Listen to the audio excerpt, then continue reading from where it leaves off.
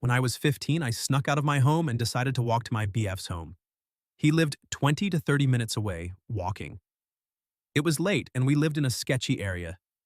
I was young and naive, so I decided to wait until my father was asleep and sneak out. The weather was nice and warm. I believe it was April or May. The year was 1995, and I was a small, petite 15-year-old female walking alone through a back alley in Atlanta. It was dark in the back alley, a large graffiti wall and trees leaned in, barely any glow from the moon. I had a small pocket flashlight and used that to walk over rocks and debris. I took my time appreciating how beautiful everything seemed at night. It was 1 a.m. and quiet. When I stepped out of the alley, I came across a fence and walked through a break in the fence. I was now walking through grass behind apartment buildings. Some lights were on, and television sounds echoed through the windows. As I got closer to my BF's home, I felt the hairs on my neck stand, and this eerie feeling came over me. I picked up my pace and walked over to my boyfriend's window. It was dark in his room and hard to see if he was in. I tapped the window twice and waited.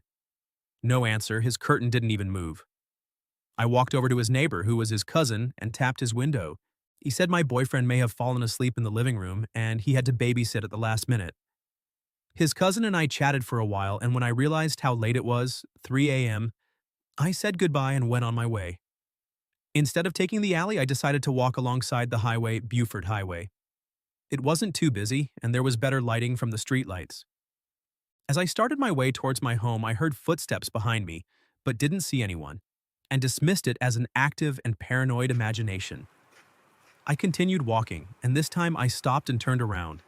About 500 feet from me, I could see a figure of someone standing, looking in my direction. I have yet to see a car drive by or anyone else out that night. It was just me and the shadowy figure behind me. I turned around and noticed that he stopped when I stopped. I stopped to the side and so did the figure.